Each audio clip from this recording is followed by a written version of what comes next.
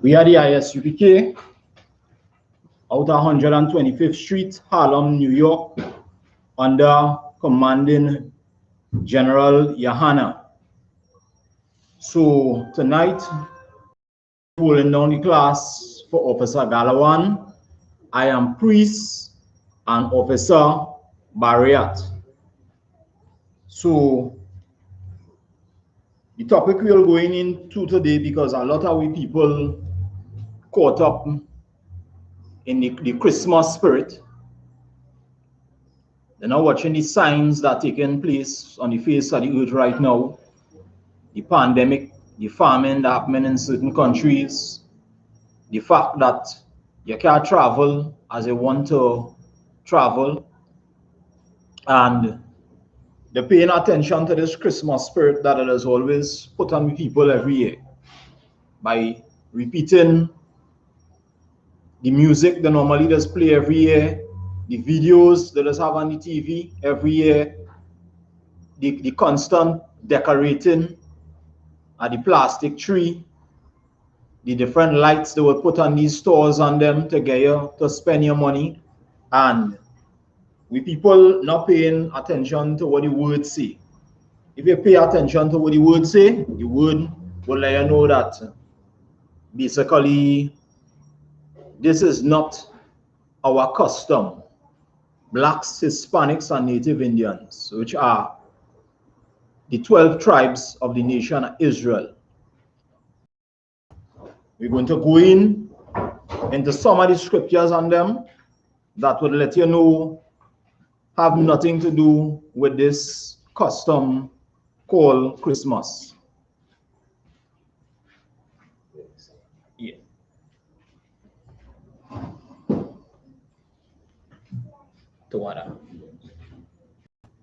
So you go into Jeremiah 10 and reading from 1 to 4. It's important for us to pay attention to the scriptures. Even the Bible dictionary tells you about the custom of Christmas. So we're going to touch on some of these things and educate we people about this custom, what the Most High thinks about it, and why you should stay away from it, and don't pass it on to the next generation. Yeah, go ahead. Yeah. The book of Jeremiah, chapter 10 and verse 1. Hear ye the word which I speak it unto you, O house of Israel. Right. O house of who? O house of Israel. O house of Israel. So he's talking to the blacks, Hispanics, and Native Indians. Go ahead. Thus saith the Most High, learn not the way of the heathen. Learn not what? The way of the heathen. Right? He's telling you, learn not the way of the heathen. Heathen meaning the other nations on them outside of the nation of Israel. Do not learn their custom. Go ahead.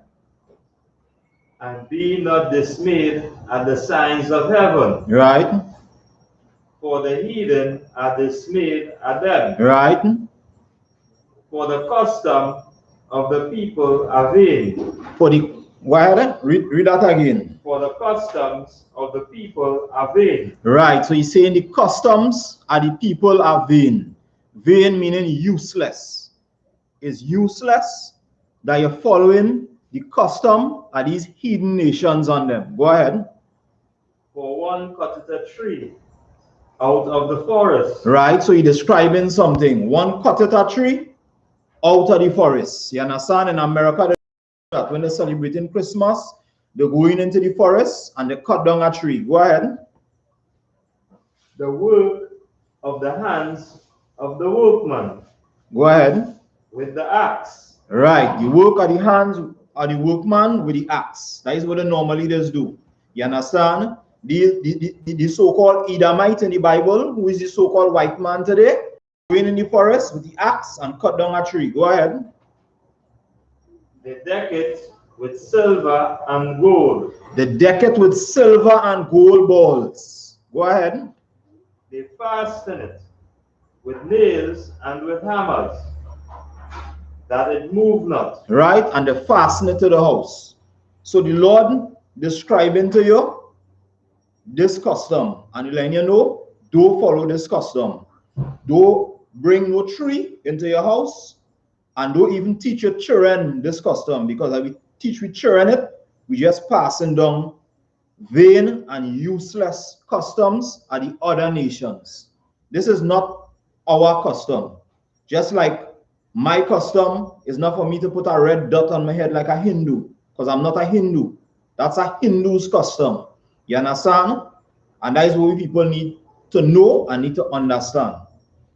So from that, it would give me Isaiah 40 and a reading from 17 down to 20. So the Lord leave everything in the scriptures on them so that you could see things clear. It wouldn't have no confusion as to what he wants you to follow and what he don't want you to follow. Everything he leave crystal clear.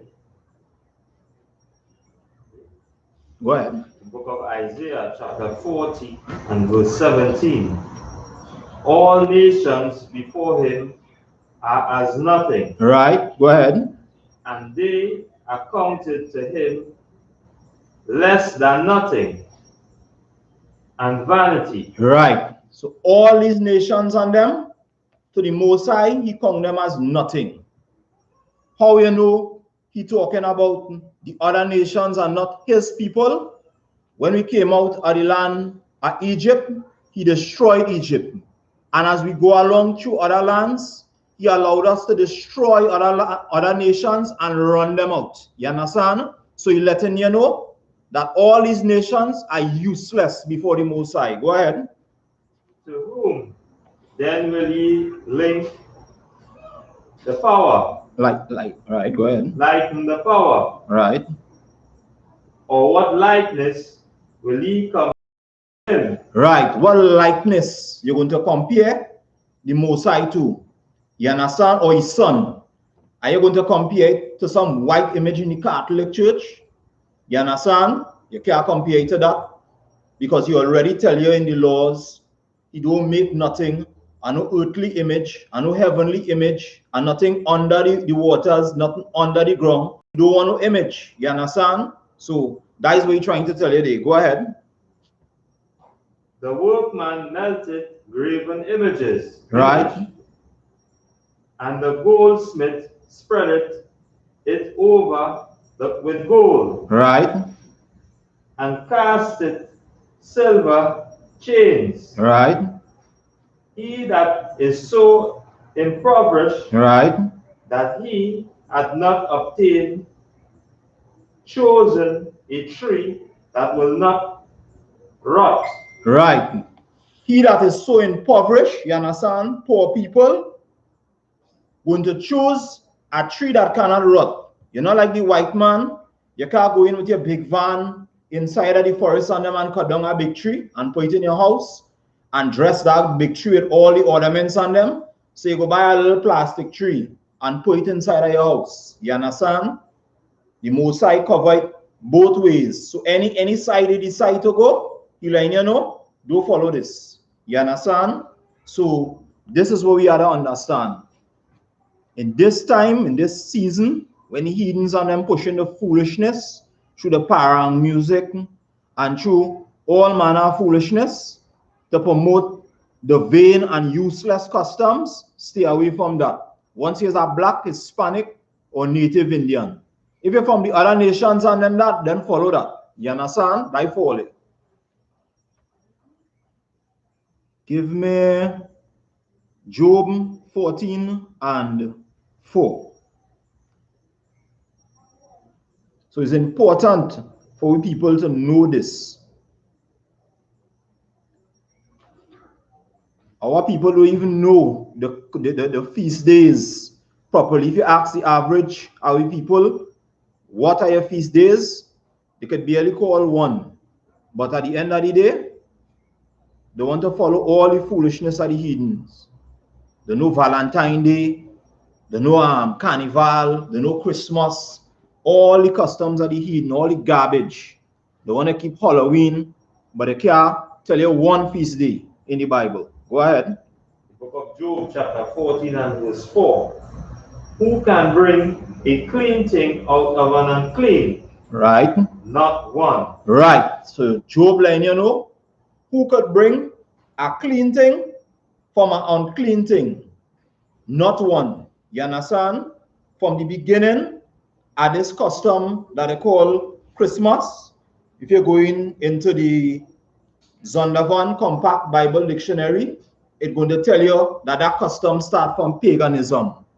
Even the Christmas tree, you understand? So it started off unclean.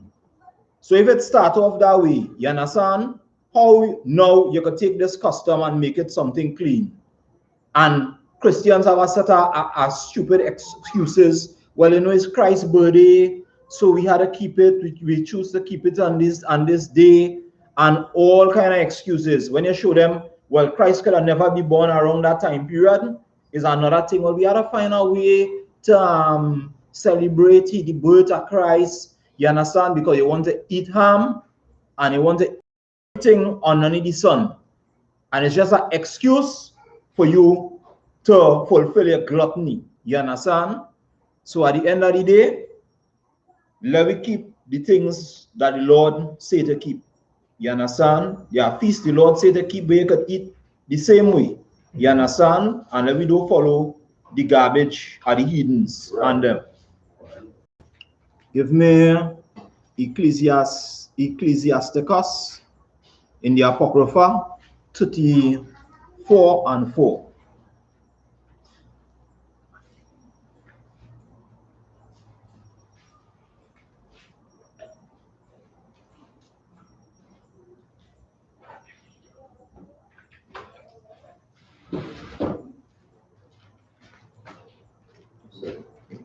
We have to pay attention to these things because, as you know, it's the last days that we're living in. Seeing all these signs, right now, the earth is in a mess, in a total mess. Yeah, 34 and 4.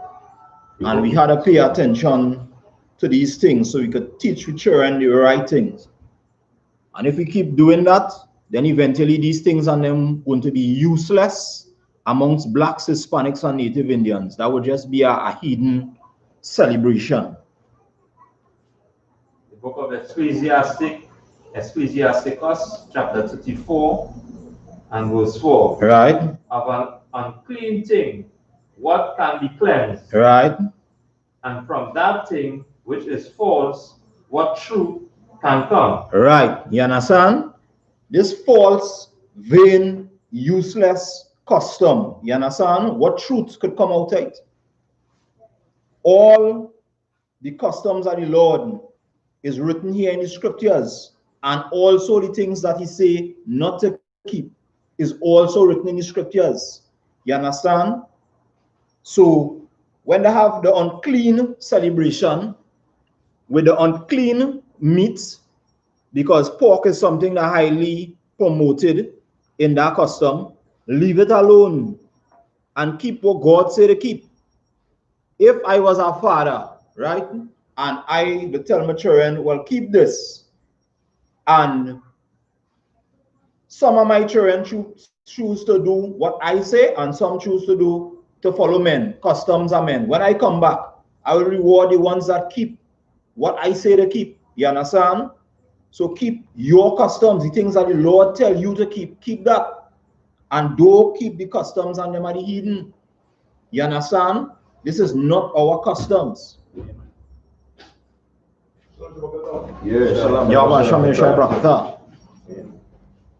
Right? So it's important for we to note these things and not get caught up like with little children and bright lights and how to get gift, and I like to eat pork and all them kind of stupidness. You understand? It's time for we people to wake up and come out of these things. Every nation has their own customs. Leave the heathen customs and them to the heathens, and follow the customs are your people, blacks, Hispanics, and Native Indians.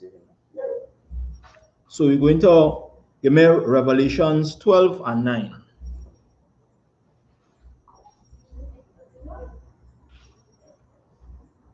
These are the last days we're going in, so we're going to just touch here in the last in the Bible and understand what is going on in this time.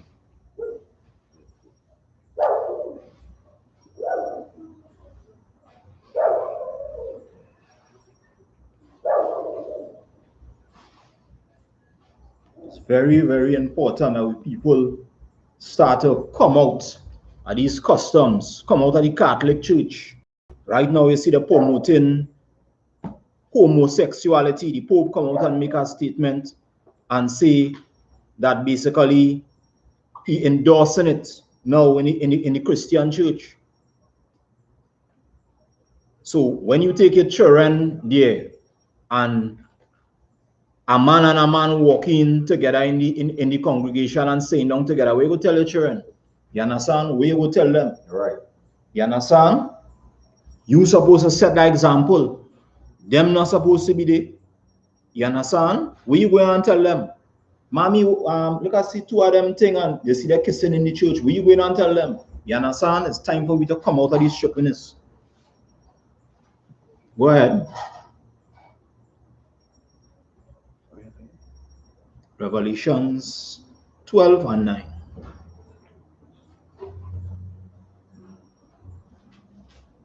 Don't get caught up in the foolishness of the heathen, especially the main heathen, which is the white man, so-called Esau. Don't get caught up in the foolishness.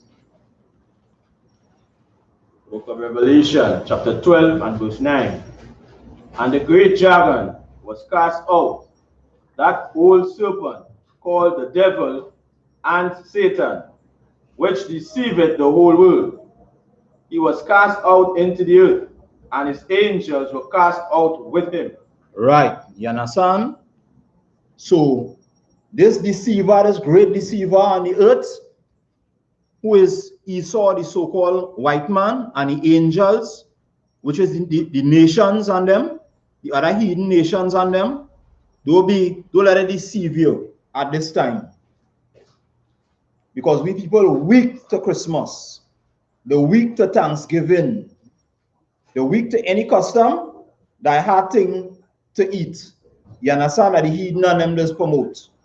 Your people also have customs in the scriptures that also have things to eat. But you know what's the difference? The Most High say to keep these. You understand? So if you want something to eat, no problem with that. But follow what the Most High say. Follow what the Most High say. Don't have to follow the customs of the hidden. Because it have penalties to that when Christ come again the second time.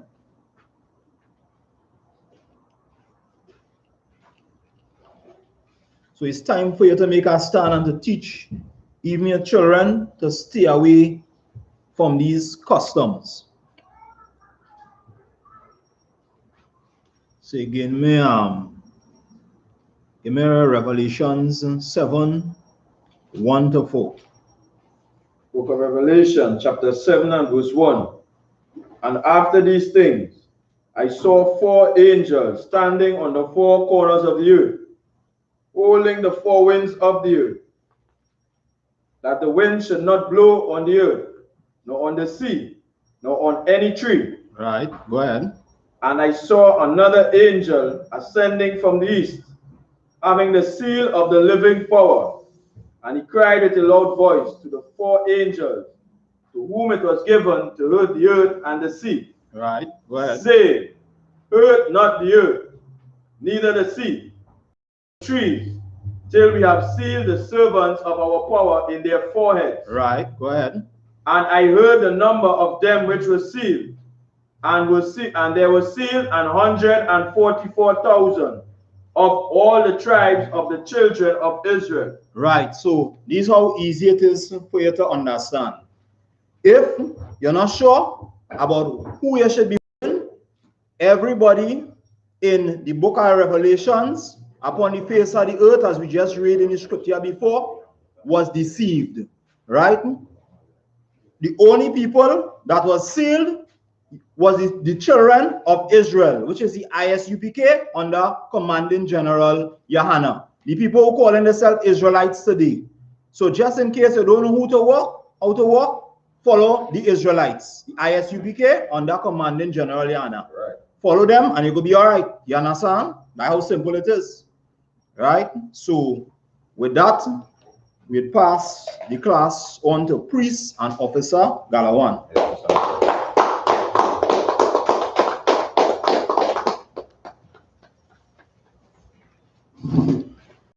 Thank Christ, man. Okay, so we're going to talk about Christ returning. Revelation ongoing. A lot of people believe December 25th is the day Christ was born. Right? Yeah. That's not the day Christ was born. But if he does come on that day, it's death and destruction. Yeah, so if he does come on that day, it's death and destruction. This is where is give me Isaiah 9:5.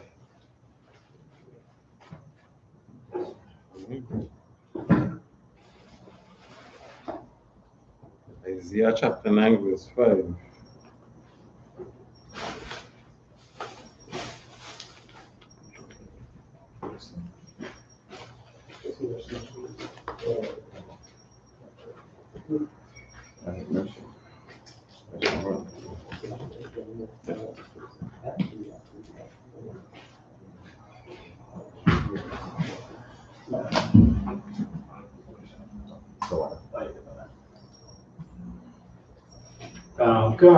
Book of Isaiah 9 and verse 5. For every battle of the warrior is with confused noise, and garments rolled in blood. But this shall be with burning and fuel of fire. Right. Isaiah 9:5. Right. Yes. Yeah, that's it. I'm reading over again. It's like The book of Isaiah 9 and verse 5. For every battle of the warrior is with confused noise, and garments rolled in blood. But this shall be with burning and fuel of fire. Right. So for every battle of the warrior is a confused noise. You know, so every battle is always is going to be a confused noise. What kind of noise you're going to hear, I know, as a fighting wars. All kind of noise. The animals making noise, the humans making noise, nuclear bombs. There's going to be all kinds of noise as a warrior when they're fighting every battle, right? And garments is going to be rolling blood with all the death, destruction, fire, brimstone. There's going to be a lot of blood. As I say here, and garments going to be rolling blood, right? And this shall be with burning and fuel of fire, right? So there's going to be a lot of nuclear bombs, warfare. This is what it's talking about here. Go ahead, continue. Verse 6. For unto us a child is born, unto us a son is given. Right, you talk about Christ here. Go ahead. And the government shall be upon his shoulder, and his name shall be called Wonderful Counselor, the Mighty Power, the Everlasting Father, the Prince of Peace. Yes, and so again, of course, when Christ returns, this is going to be his government, the I.S.U.P.K. This is going to be his government, Right? Right, this is what we just be doing here right now in UPK. We're trying to set up we are setting up our government foundations. When Christ returned, he had a started over from scratch. He just had to come in and everything would just be functioning as normal. Yes, and he had to start from scratch. He had to say, all right, you're doing this wrong. Because that what the body is for. You know, you do something wrong, people they tell me what to do, we get checked on it, we go forward from it. You understand? That is the same thing what these people are never be doing. With you see me? In the government, you know, people just get moved around, they just change people. You know, so if they have a little meeting, they have a little issue, you know, like the other day, Paul Gary Griffith and whoever in a meeting, they have a little issue, you know, they deal with it. That is what a government body is for, like what we're doing. So when Christ returned, we had to start from scratch. He had to, you know, he just fall in and everything just functioning as normal. All right, that's what the government is. We gonna be the government, the I.S.U.P.K, and Christ gonna be the king. All right, continue. Let me hear verse 7. Verse 7. Of the increase of his government and peace, there shall be no end upon the throne of David. All right, upon the throne of David. So again, of course, you know, it's Christ is talking about he's coming to sit on the seat of his father David, throne. And the kingdom going to be his own. It's going to be it ain't gonna have no end, as it just said here, it ain't gonna have no end.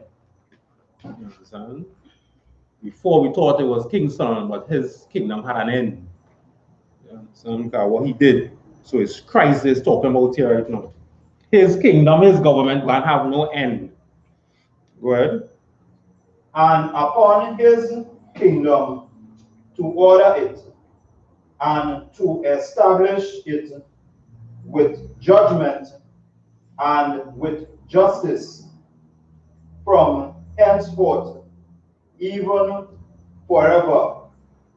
The zeal of the Most High of hosts will perform this. All right, so we understand that, right? Christ is coming to judge. The throne is going to be forever. He's going to establish it with judgment and with justice. You understand?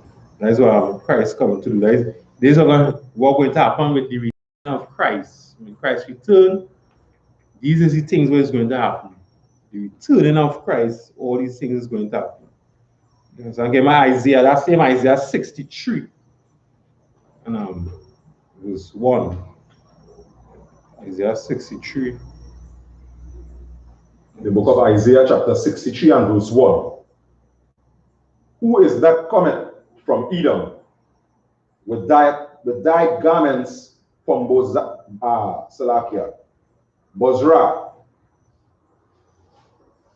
This that is glorious in his apparel, traveling in the greatness of his strength.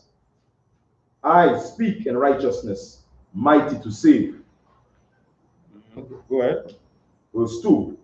Wherefore art thou red in thine apparel, and thy garments like him that treadeth the wine fat?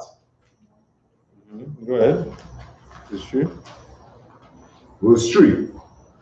I have trodden the winepress alone, and of the people there was none with me. For I will tread them in my anger, and trample them in my fury. And their blood shall be sprinkled upon my garments, and I will stain all my raiment. All right, so this is just a precept for the one I just pulled just now there, you understand, with Isaiah 9 and 5. All right, this is the same thing here with his garment. It's going to be red with blood, as it said in verse 3. Right, and the blood shall be sprinkled upon my garment. Right, there was just paraphrasing it with the therefore art thou red in thine apparel, and thy garments like him that shredded with wine fat. So I just talk about when Christ returned, his clothes going to be covered in blood, dipped in blood. I say that same thing in Revelation. Right? So all these is things when Christ returning of Christ, all these is the things that is going to happen. Yeah, when Christ returns, it's not going to be a nice day. Right? It ain't going to be a nice day. So all the people and them who singing the Christmas carols now, who saying, you know, if Christ come back, we will all hold hands and sing Kumbaya. Christ said when he returns, he's going to separate all nations, one from amongst the other. He's going to separate everybody. Christ didn't say when he returns, he's going to let everybody hold hands and sing. When Christ returns, it's going to be fire, brimstone. It's going to be darkness. When the smoke comes out from the bottomless pit, talking about war.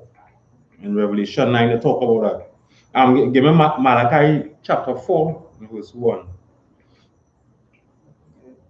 Okay. Then somebody else who second is just chapter 13. Okay. So Malachi 4 and 1 goes in. The book of Malachi, chapter 4 and verse 1.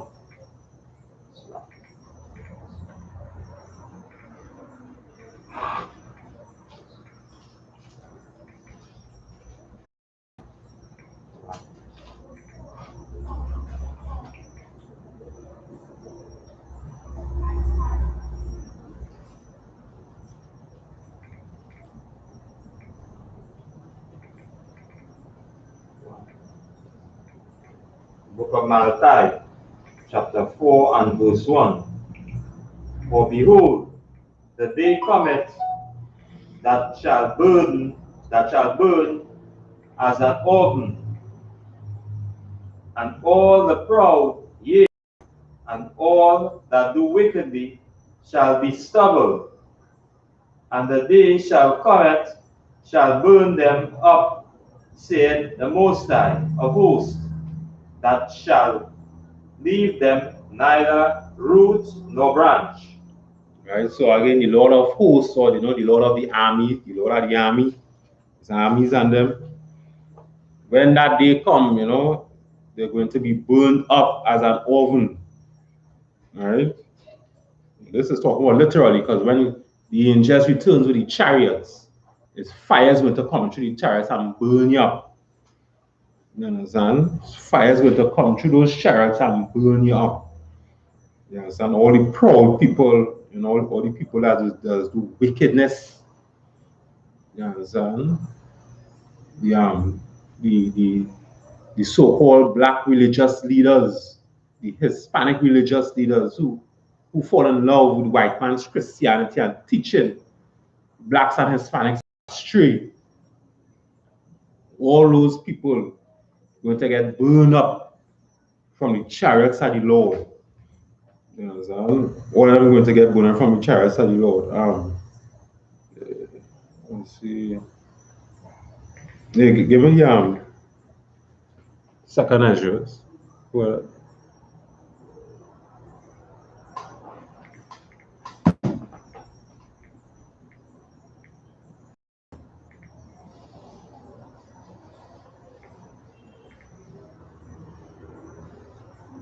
Yes, so I guess you wanted to get second Ezra. yeah, chapter 13, yeah. Exactly, yeah. From this one?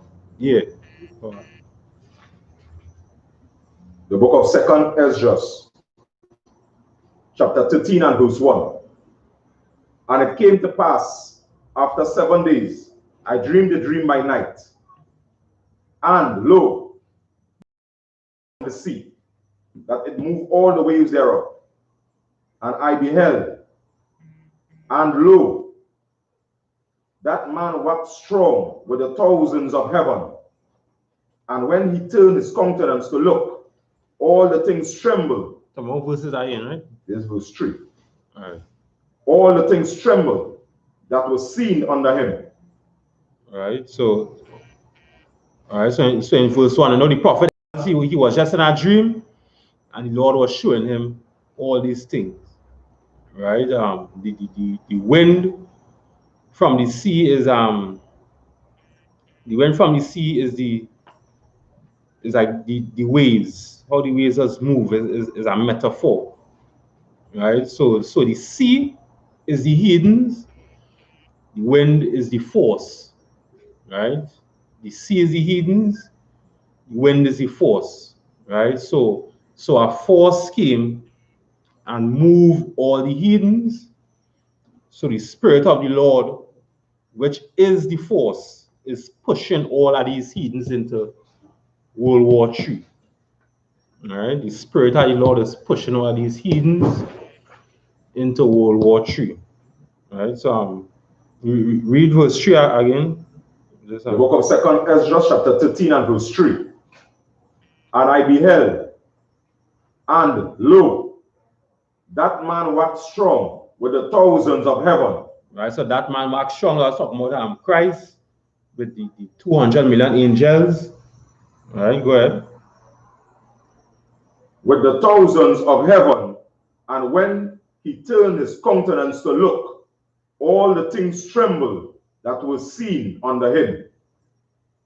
Right, so when he returns, everybody's going to tremble, you know, it's going to look like it's an alien invasion. So everybody, when they see him, they're going to shake up. Okay, it will look like an alien invasion, as I just said, the thousands of heaven. Christ coming back with 200 million black angels, with 4 wings, 4 faces. You understand? When people see that, they go tremble. Okay, it will look like an alien invasion where you see on TV. You understand? So yeah, word. Verse 4. And whensoever the voice went out of his mouth, all they burned that heard his voice, like as the earth faileth when it feeleth the fire. Verse 5. Right, so Christ, you know, he's going to come. He's going to get the order for this place, or for that person to be destroyed, right? And the angels who is in the chariots now is going to burn them up with fire when Christ give them the orders, right? So, and what they say with his voice, you know, the person going to hear his voice, right? Because they're going to be getting burned, right? So that person going to hear Christ's voice, because why they going to be getting burned? When Christ say, looking behind the fig tree there, he go, when he getting burned, all right, he hear Christ, but Christ talking about he looking behind the fig tree. You understand? That's what he talk about, and flamed with the fire is when fire burns grass, you know, it doesn't really stand strong anymore. It just fades away and, you know, dies. Right? That's what is going to happen to the humans and them. Right? When fire burn grass, it doesn't be strong no more. It just look feeble, brittle, just die now. That is what is going to happen to the humans when the fire from the chariots hit them. And all that is going to happen when Christ returns. This is the returning of Christ. Right? It's not a day where Christ coming back and eating ham and pork, and drinking and having a good time and saying, yeah, Merry Christmas. Christ ain't coming back to say that. Fire and brimstone. Oh, we should get some over here. Yeah, give me verse 5. Come, verse 5. And after this I beheld, and lo, there were gathered together a multitude of men out of number from the 4 winds of the heaven to subdue the man that came out of the sea. Right, so okay, that is even verse 5, right? Come. Right, so okay, these men are going to the Middle East, right, with their armies to start World War III.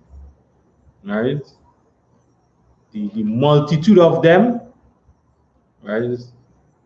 Let's talk about all over, the multitude of them, all over, right? And subdue the man. They want to subdue the man. Just talking about they wanted to kill Christ. Right? So they're going to the four winds all over and to watch it as some sort of alien invasion. You understand? So these men are going to the Middle East with their armies and they're going and start this World War III. You understand? That is what we're talking about here. The four winds talking about all over, the multitude of them, all over. All these different races. They're going to subdue Christ. They're going to try. They're going to try to subdue Christ. They're going to try to kill him. Right? All these other races. Go ahead. Verse 6. But I beheld, and lo, he had graved himself a great mountain, and flew upon it. But I would have seen the region or place whereof the hill was graven, and I could.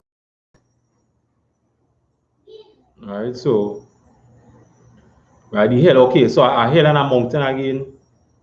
In Bible, it's talking about is either a government or a kingdom, right? So hill, mountain, talking about a government, right? So Christ created this great kingdom of government, right? The hill, and he's going to rule over it, right? Again, as I was saying before in Isaiah, that government is the I.S.U.P.K, right? With all these men and them here that has rank, that listen rules, follow orders, right? We behave and we act as a government, right?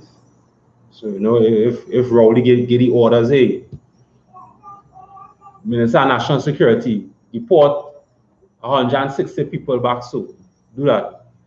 You know, that is just how it is. You listen to the order, you do it, no problem. That is where it is. Right, how the hill is. Christ coming to rule over that government. Over the I.S.U.P.K is the government. All right, yeah, go ahead. So like I said, you can just explain verse 6. So please, Babakasha. It wasn't verse 6 yet, read just now? I read 6 and 7. So I want to oh, it's 6 and 7, read. All right, well, yeah, that was 6 just read. So read about 7 then. But that was 6. That was 6. 6 was talking about the hill, right? So that's 7. Yes,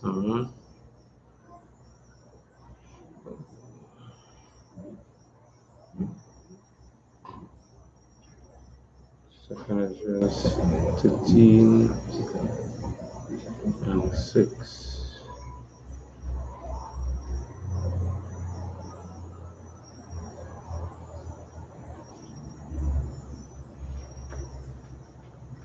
Right, yeah, so 6, he graved himself a great mountain. So hill and mountain is talking about that government. Right, he graved himself a great mountain, which that mountain is the I.S.U.P.K, and he flew up upon it. So he ruling the mountain, he ruling the I.S.U.P.K. Right, that was 6. Right, so he created this government, which is the I.S.U.P.K. We following the rules what Christ said to do. That's what we're doing right now. So Christ created this government. Christ created this mountain. He flew upon it. So Christ is ruling it right now. All right.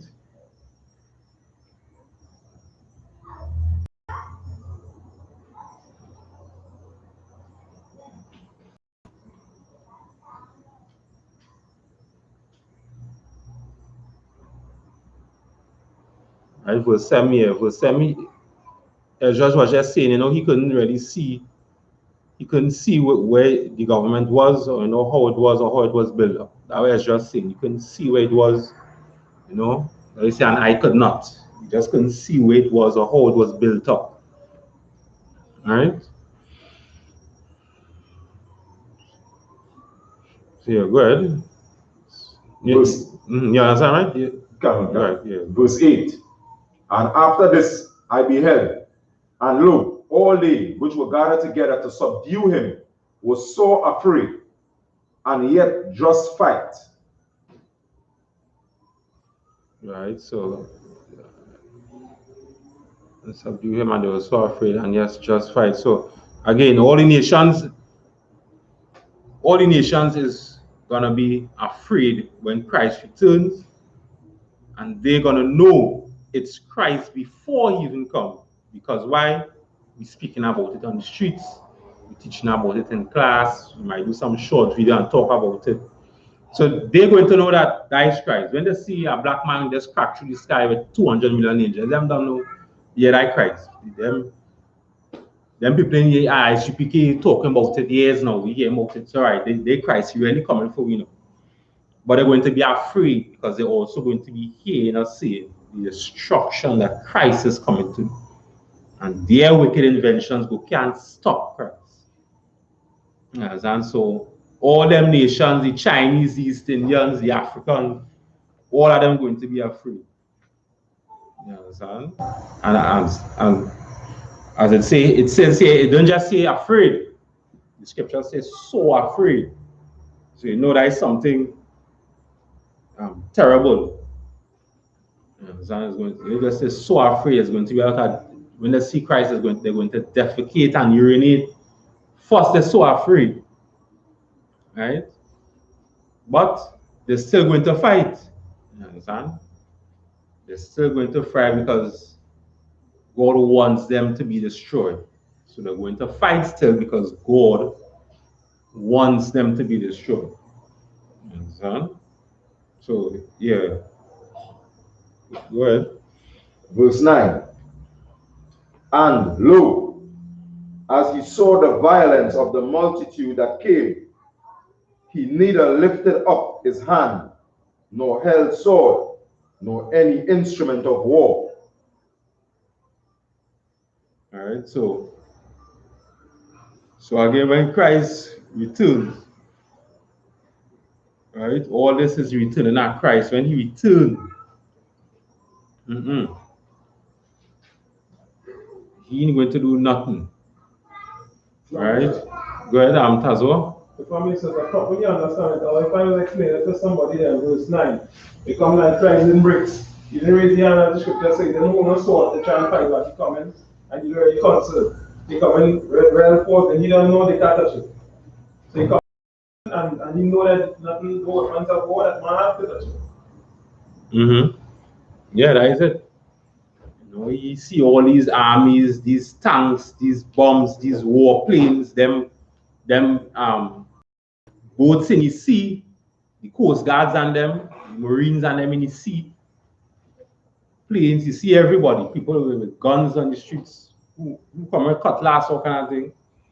And he just, you know, that is small thing for you. Say them can't harm you.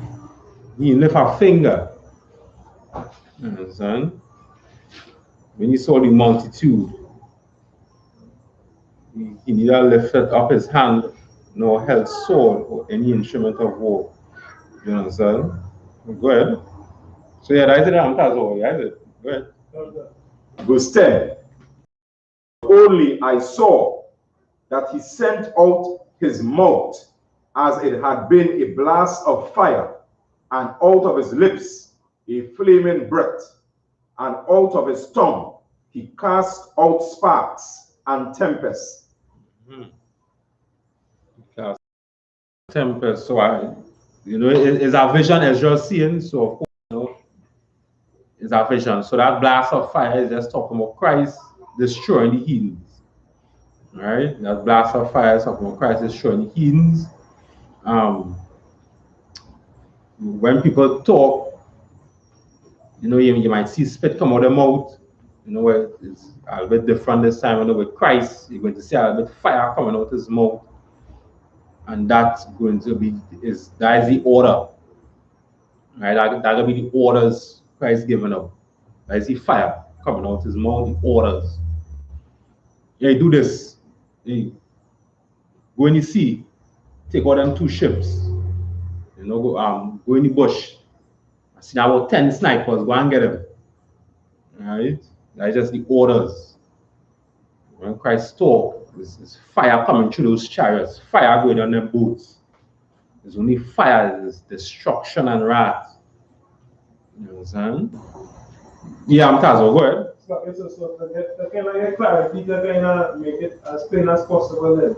Right? The orders that are coming out of him, what they're saying is exactly what he's telling the Indians and them to go and do it. So create like real win. So we do so on that side so send a team. Or we do sun under there so this is how we handle it. The tempest, the next one is storm, next one is sparks, like that. Yes, that is it. Right. Telling the angels what to do and they just following the orders and doing it. You understand? Okay. Right. See, good. Come on.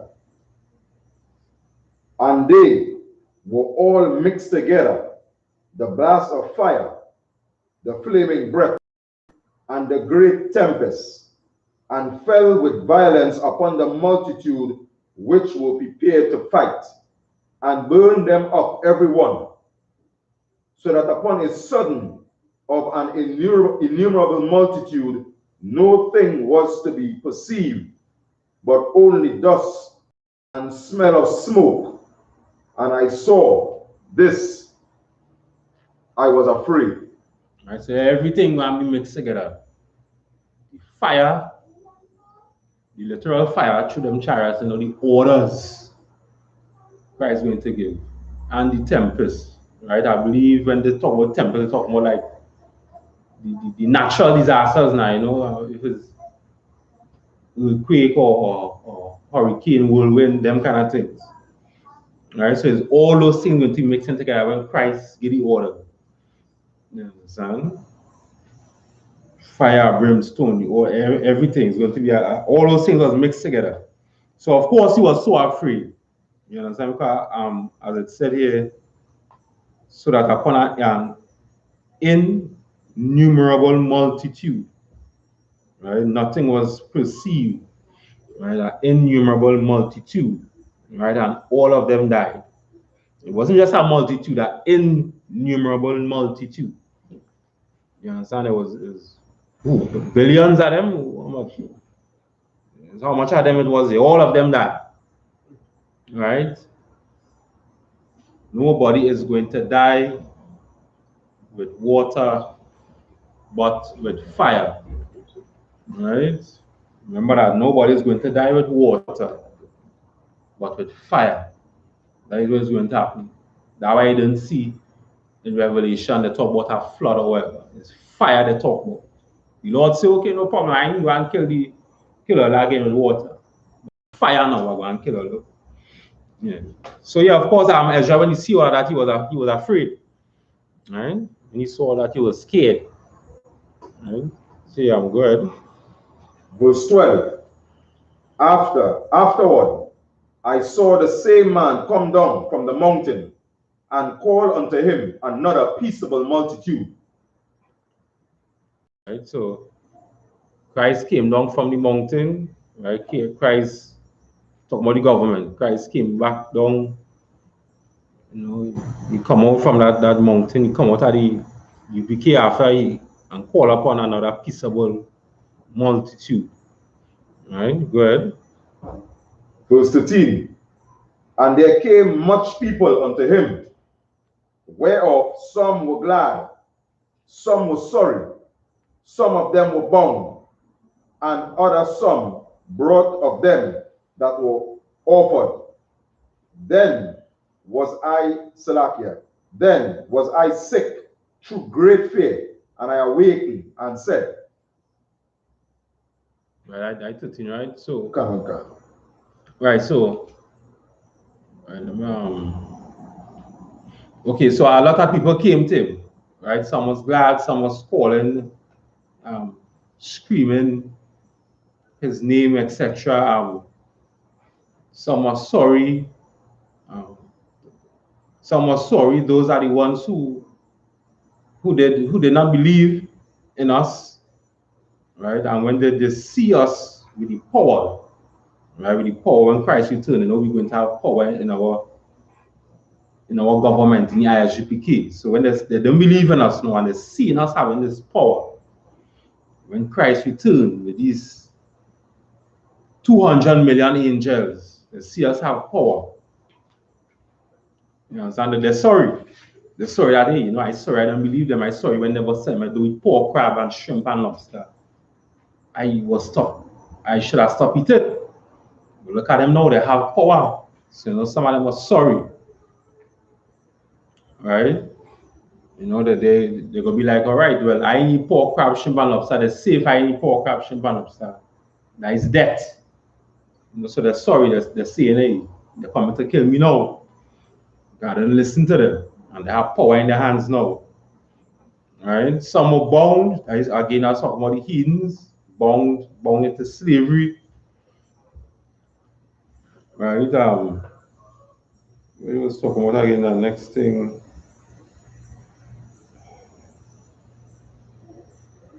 I think I believe offered is some of the people that came with the ones that were bound. Right?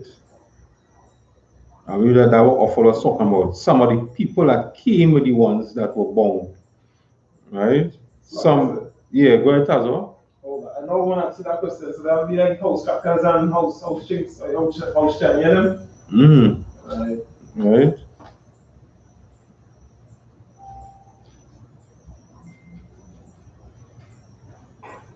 And then I was sick through great fear. Right? And then I was sick through great fear and I awake. So after he see all this, through his great fear, he awoke, Esdras. Right? He awoke. We are now verse 14. Come. Yeah, well. Verse 14. Thou hast thy servant these wonders from the beginning, and hast counted me worthy that thou shouldest receive my prayer. Right? So Esdras, he had fasted and he had prayed for the Lord to show him how the end times would be. Right? I believe this is what he's talking about here. Right?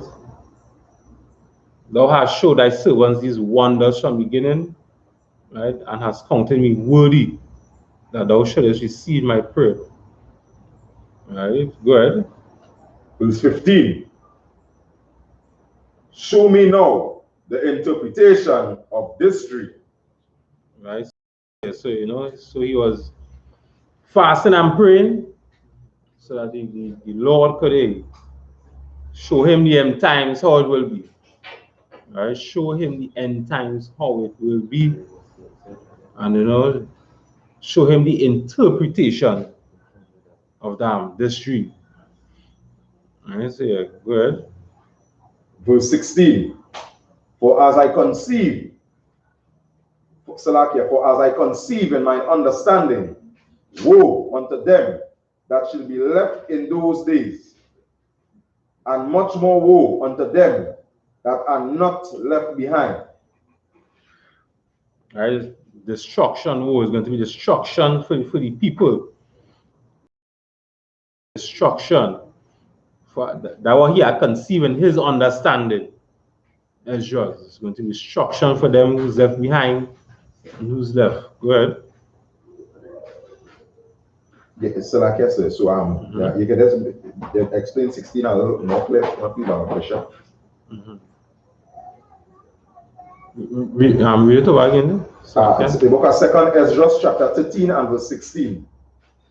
For as I conceive in mine understanding, woe unto them that shall be left in those days, and much more woe unto them that are not left behind.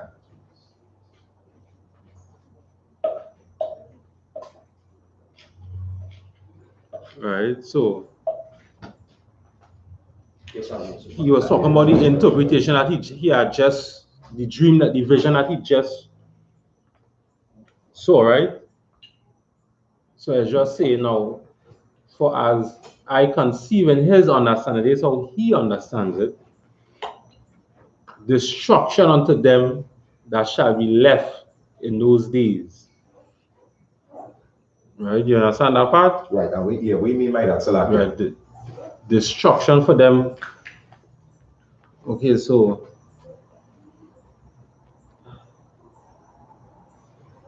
after remember he's afraid, so he's like, all right, after all of this, I know see happen here. You understand? People who remain back, what is going to happen to them, boy? You think you think nothing at all for them? Is everything going to be destroyed, everything going to be wiped out.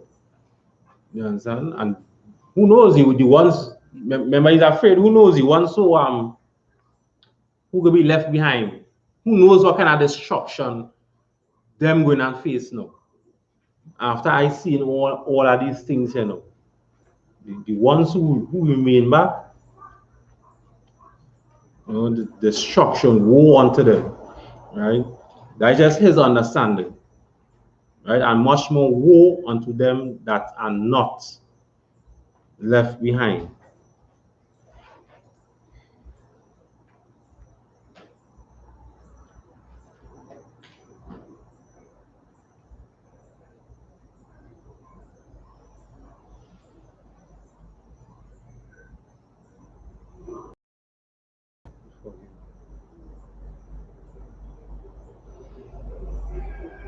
Right, I'll come back to that last one, right? I'll come back to that last one. Right? Go into verse 17. Verse 17. For they that were not left were in heaviness.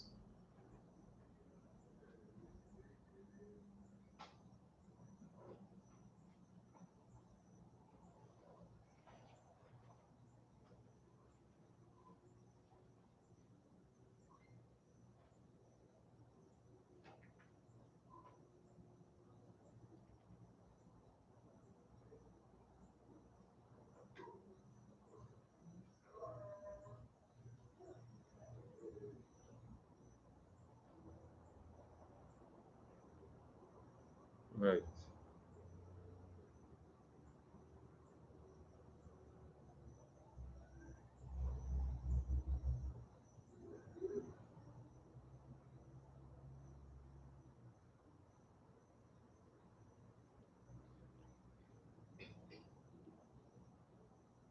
Right. So,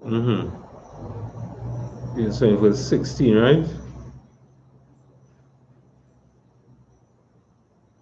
From the version from what he just saw, the one when the last verse when he say are not left behind, that those are the ones who that way say much more woe unto them that are not left behind. Let's talk about the people and them who have died. Right? So but the ones who could be left back, woe unto them too. Right? Because we don't know what kind of destruction or disaster they going and face. You understand? But much more woe to the people who we saw dying from the fire and the tempest and all those things. That way say much more woe. Right? But woe unto them that shall be left in those days. Right?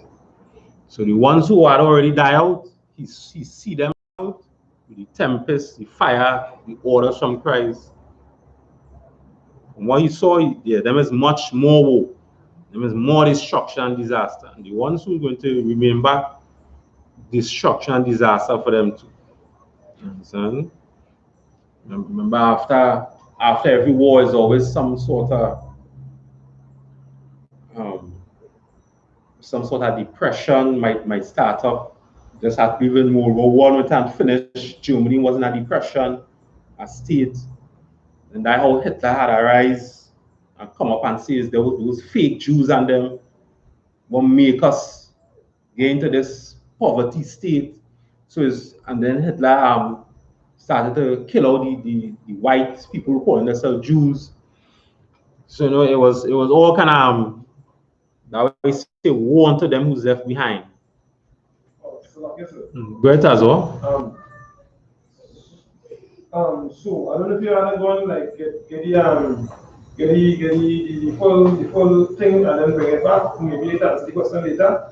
But so in other words, them themselves that survived the killing. They say they was able to hide somewhere, or they wasn't there, or they say the blast come here or real gunshot, not gunshot, but real chop past over the just to kill real people, but we still see people.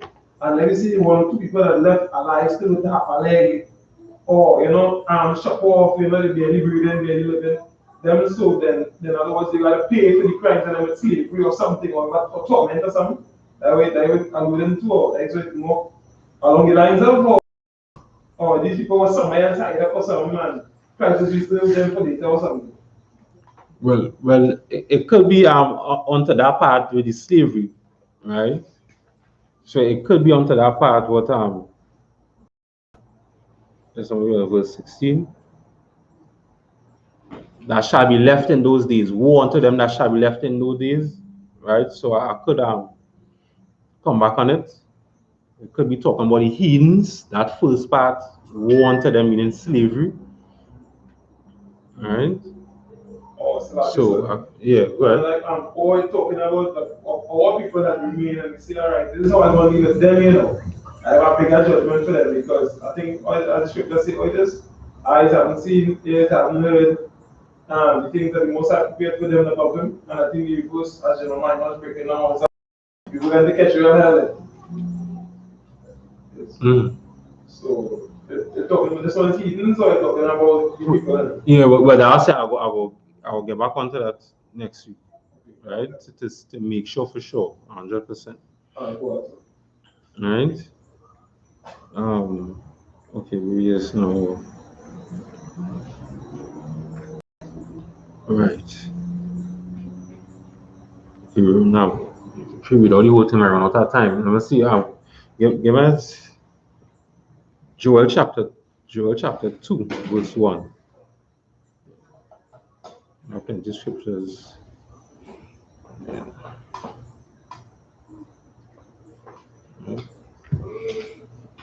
Yeah, Joel chapter 2, verse 1. The book of Joel, chapter 2 and verse 1. Blow ye the trumpets of Zion, and sound an alarm in my holy mountain. Let all the inhabitants of the land tremble, for the day of the Lord cometh, for it is nigh at hand.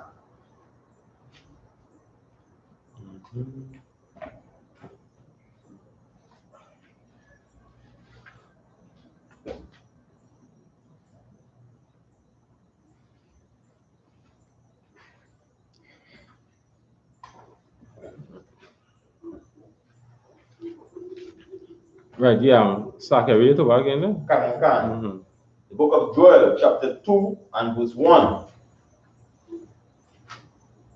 Blow ye the trumpets of Zion, and sound an alarm in my holy mountain. Right, so we all know how we just sound the alarm, how we just, right? Just going by on the streets and all the sound an alarm. Right, there's different ways we just sound the alarm. Right, wartime sound alarm. Right, so blow ye the trumpet in Zion and sound the alarm on the holy mountain. Right, so waking up Israel by teaching on the streets, teaching in class, sharing it all over Facebook. Right, sound the alarm in my home. Go ahead.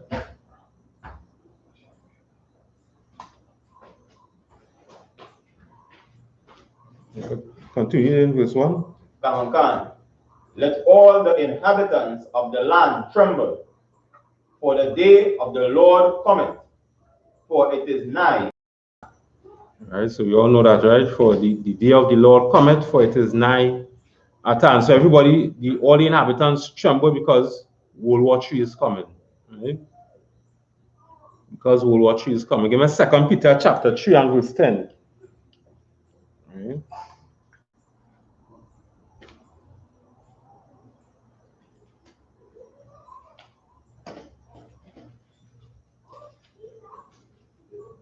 The book of 2 Peter, chapter 3, and verse 10. But the day of the Most High will come as a thief in the night. Right, so he will come like a thief in the night. Right? Nobody gonna know when he's going to come. Right? But he's coming. Go ahead. In the which the heavens shall pass away with a great noise. Go ahead. And the elements shall melt with fervent heat, and the earth also, the works that are therein, shall be burned up. Right? So again, when Christ come like a thief in the night, all these disaster, all this destruction, all this fire, everything going to be burnt up. All these disasters going to happen when Christ returns. So World War III. All these things Christ going to happen. He's going to come like a thief in the night. Nobody doesn't know when a thief comes to rob you. That is how Christ is going to come. So he's going to come like a thief in the night when everybody least expecting it. So okay, give me Revelation 18 and verse 1. Yeah.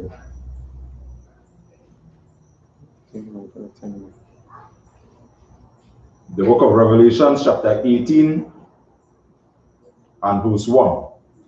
And after these things, I saw another angel come down from heaven, having great power, and the earth was lightened with his glory. Right?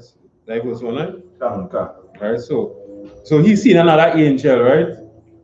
Right, so he's seen another angel in a vision, right? God is so great, powerful, and he will create something to do, something for him. Example like creating the earth, right? God will create an angel to create the earth. You know, the Lord will create something to do for him, to create the earth, right? Because the Most High, they call him the Most High because that is his rank. He's the highest. He's the Most High. There's nobody higher than him. That is his rank. The Most High, the highest. Right? There's nobody higher than him. Right? So he will create things for people, for the angels or Christ to do things for him. Right? That's how he is. Go ahead. Verse 2. And he cried mightily with a strong voice, saying, Babylon the great is fallen, and has become the habitation of devils, and the house of every foul spirit, and a cage of every unclean and hateful bird. Right. So again, that's just Babylon talking about America or captivity. Right? America or captivity. Right? So Babylon is fallen, America is fallen. Right? Our captivity is fallen. Right?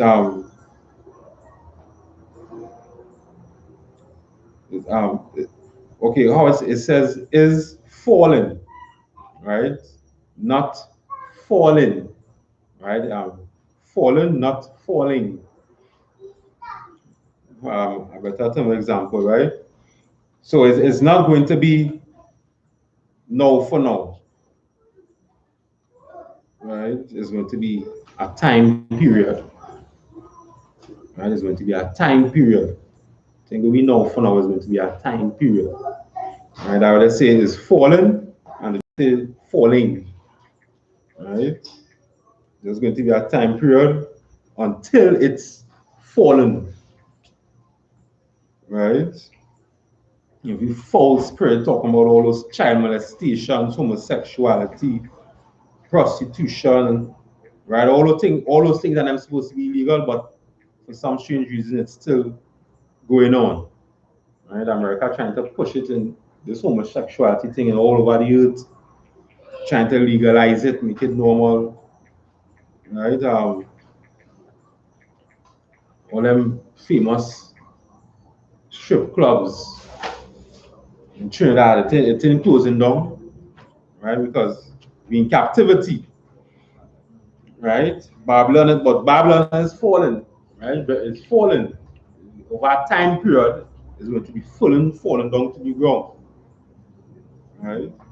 Now we're talking about every foul spirit, all those evil child molestation going on in the Christian church. Imagine that in child molestation going on in the Christian church and parents still sending their sons and daughters to church.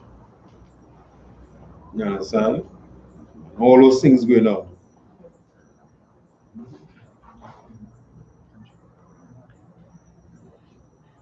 Right? See, okay, we'll change time. Skip down to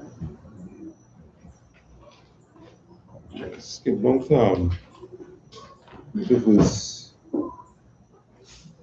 7. Yes, skip down to verse 7. Come. The book of Revelation 18 and verse 7. How much she had glorified herself and lived deliciously. So much torment and sorrow gave her, for she said in her heart, I sit a queen, and am no widow, and shall see no sorrow. Right, so America glorifies herself, right, eating all kinds of food, and that has never run out of. Right? Eating all kind of food, never run out of it. You know, a lot of, what to say, a lot of torment and sorrow. Right? A lot of torment and sorrow is going to come. Right? A queen, right? A queen and no widow. Right? Let's talk about a queen and no widow is she sits, right, on top of the world. America sits on top of the world. So talking about a queen and no widow. So what America sits on top of the world, and she is not crying because her soldiers are not dying, they're winning. Right? She's a queen and she's no widow because America sits on top of the world. She ain't crying. Right? You know, a widow, she just cry because you know her husband dead. America sits on top of the world. She's a queen. She's not crying because her soldiers winning. None of them been dying out. Everybody freed. America called us globalized people. Right? The American military keeps on winning. So her soldiers ain't dying. I would say she's not a widow. So how much she's soldiers. Right? Majority of the times in the Bible, you know, women again, they're widows because their husbands die in war. Right? Their husbands die in wars, so there's widows. They have become widows. But America that sits on top of the world, she's not a widow because all her soldiers winning in the wars. They ain't dying. Right? Yeah, let me have with it. Come. Book of Revelation, chapter 18 and verse 8. Therefore shall her plagues come in one day, death and mourning and famine, and she shall be utterly burned with fire. For strong is the Most High Power who judgeth her. Right, so her plagues come in one day. Talking about that time period, right? Again, it's that time period. Right? We're hoping that the time period ends now, hopefully it ends soon. Right? But it's talking about that time period. Right? I'm talking about her plagues coming one day, so that time period, because why? The precept, I believe, is talking about the Lord say 1 day is 1,000 years, and 1,000 years as 1 day. Right? So again, it's a time period. Right? Burning with fire and nuclear bomb and the chariots of the Lord. It's talking about burning with the fire. Nuclear bombs and chariots with the Lord. Let's see if our time can. What's our time?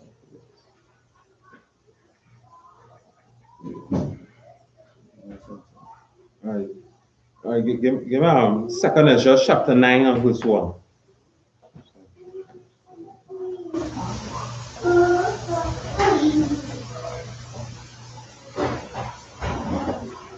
Second Ezra chapter 9 and verse 1. He answered me then and said, Measure thou the time diligently in itself, and when thou seest part of the signs past, which I have told thee before. You know, sir? Yeah, go ahead. Verse 2. Then shalt thou understand that it is the very same time wherein the highest will begin to visit the world which he made. Right.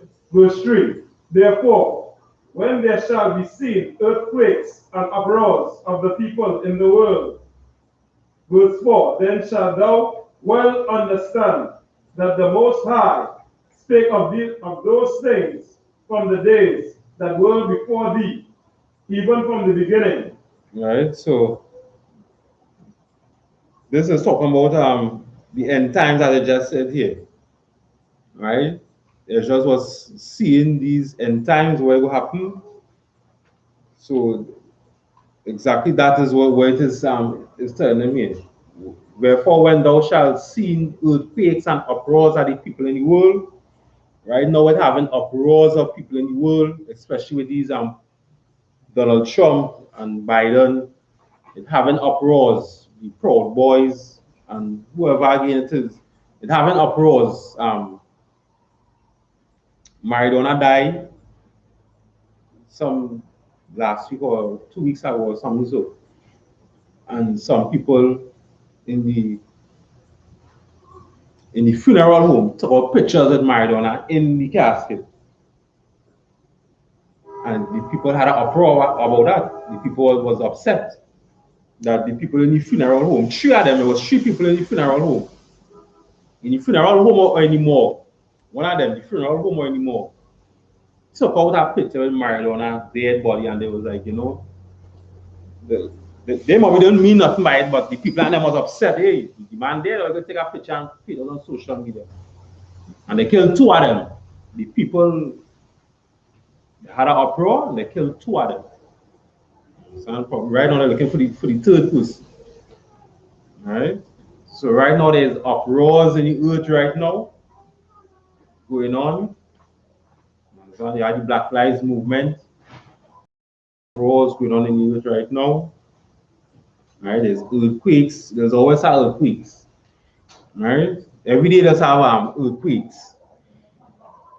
But as I say here, when therefore shall be seen earthquakes, uproars of the people in the world, then you shall understand that the highest, the most high, speak of these things from the days that were before, even from the beginning. Right? So when you see all those things happening, then you know, yeah, the Lord coming to visit the earth, the Lord visiting the earth right now. When you see all those uproars and things, the Lord visiting the earth. Right? When you see all of these things. Right? So somebody hold Revelation 9 and 1. Right? Revelation 9 and 1. Let's see the next scripture here.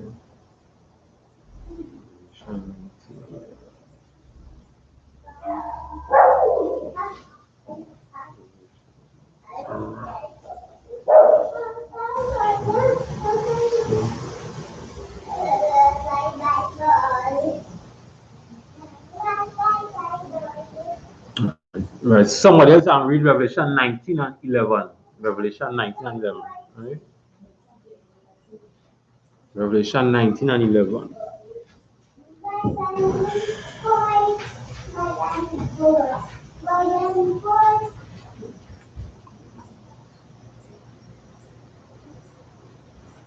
So like I say, reading 19 and 11 first. Yeah, read 19 and 11 first. Yeah. The book of Revelation, chapter 19 and verse 11.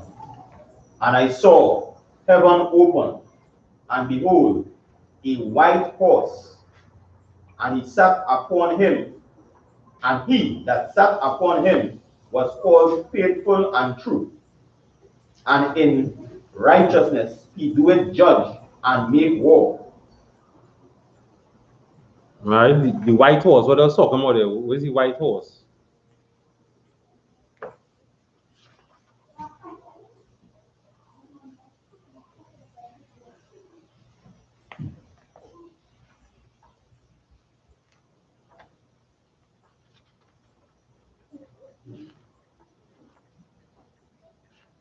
The white horse. Anybody?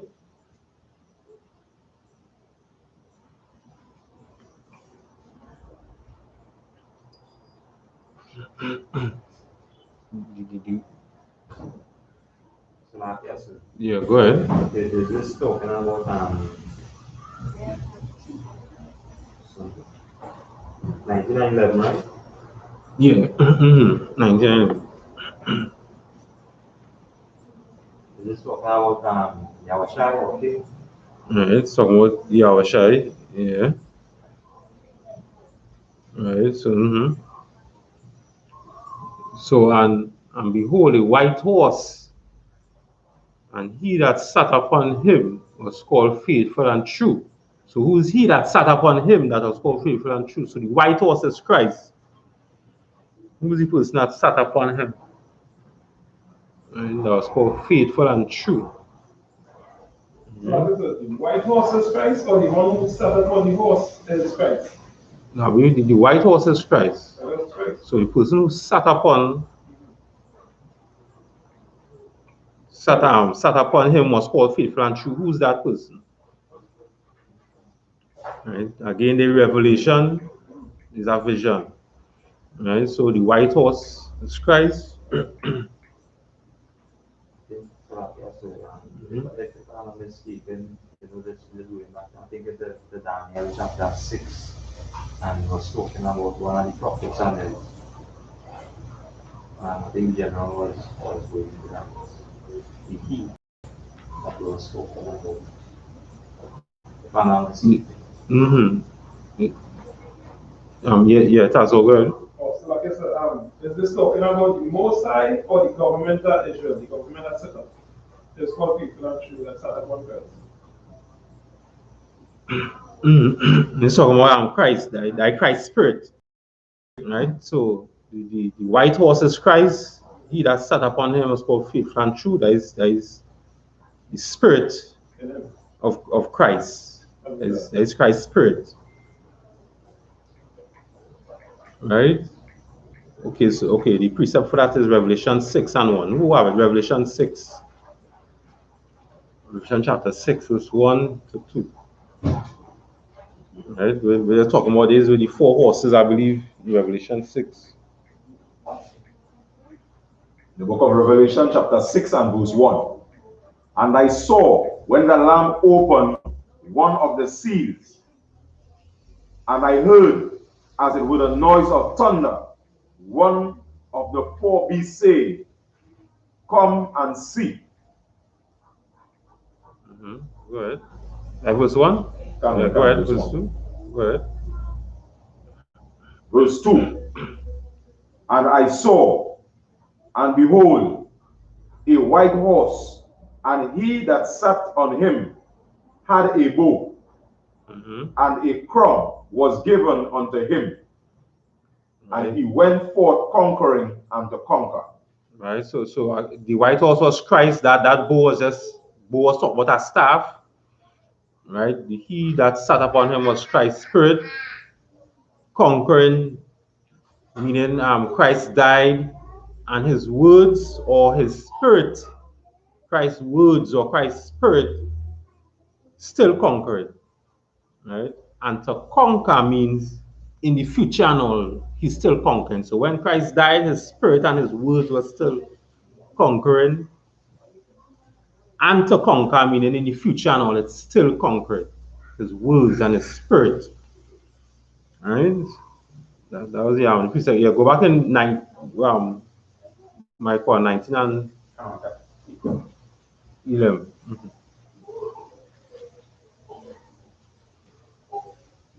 Book of Revelation, chapter 19 and 11. And I saw heaven open, and behold, a white horse, and he that sat upon him was called faithful and true, and in righteousness he doeth judge and make war. Right? Do judge and make war. Right? So Christ's words is war. You understand? When Christ come back is war. Right? The things Christ saying, people want to fight, they want to argue. Right? It's war. In righteousness, he do a judge and he make war. Go ahead, continue. Verse 12. His eyes were as a flame of fire. Right, that because he drank wine. Right, go ahead. He liked to drink wine, so his eyes was red. Go ahead. And on his head were many crowns. Mm-hmm. And he had a name written that no man knew, but he himself. Right, talking about his reputation. Right, talking about his reputation. Go ahead. Verse 15. And he was clothed with a vesture dipped in blood, and his name was called the Word of God. Right, so he was clothed with a vesture dipped in blood. So when Christ returns again, the return of Christ, his clothes will be covered in blood. You understand? That is going to happen here. So give me 19 and from verse 9, Revelation chapter 9, from verse 1. Let's see how. Revelation 9, 1. The book of Revelation, chapter 9, and verse 1. And the fifth angel sounded, and I saw a star fall from heaven unto the earth, and to him was given the key of the bottomless pit.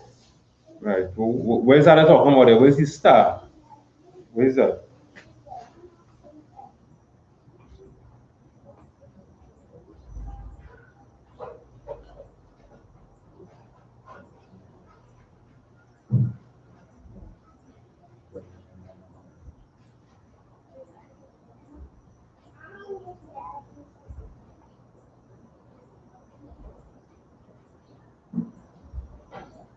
The bottomless pit, we all know is hell, right? The bottomless pit is hell.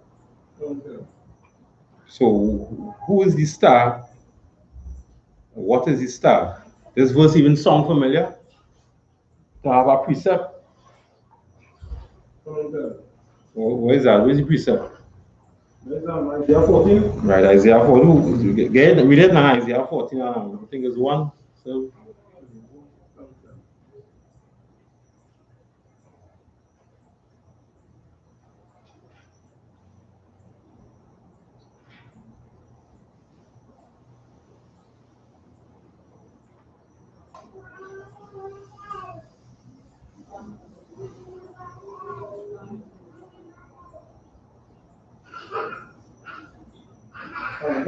Isaiah chapter 14 and verse 12. How art thou fallen from heaven, O Lucifer, son of the morning? How art thou cut down to the ground, which didst weaken the nations? Verse 13. right. Yeah, that is it. So, okay, so this scripture here is talking about Satan, right? Right? Of course, that scripture is talking about, where you just read there, is talking about the so-called white man, Lucifer. Right? What the things he do, destroy all nations. He's son of the morning. You understand? So he's Superman, Batman. You understand? Son of the morning. You know, you wake up the first thing in the morning, that way you see this bright morning star. Right? Well, everybody does look up to these. The white man, his morning star is Superman, Batman, all those superheroes that everybody else look up to. You understand? That's what he's talking about here. So, read Revelation chapter 9. I mean, yeah, go ahead. Verse 13 going on, commented out the monster, talking about the start itself. Yes. In Isaiah 14. Read it? Yeah, go ahead, read it. Right, okay. Isaiah 14 and verse 13. For thou hast said in thine heart, I will ascend into heaven. I will exalt my throne above the stars of the Most High. I will sit also upon the mount of the congregation in the sides of the north. Yeah, right. Yeah, but yeah, but verse 12 was more. But is the precept right for that? Revelation 9 and 1, right? Oh, Lucifer, thou art fallen from heaven. When you read 9 and 1, it said the star was fallen from heaven onto the earth, right? So, you know, he was in a high place. Satan, he was in a high place, he was in a high position, and he fall down to the earth now. He's not in a high position anymore. Right?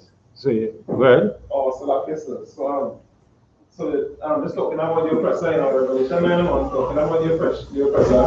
In Revelation, it's talking about Satan himself. Right? We know this one you talk about the white man here in Isaiah 40. Right? But in Revelation, it's talking about Satan. Right? Remember, he and the white man is, yeah, right. So Satan for the white man, he fought. Right? So it's talking about Satan in Revelation. Yeah. Right, yeah, read over it is Revelation. Read it over again, Michael. Book of Revelation, chapter 9 and verse 1. And the fifth angel sounded, and I saw a star fall from heaven unto the earth, and to him was given the key of the bottomless pit. Right, so Satan had the keys to hell. Right? He had the keys to hell. Right?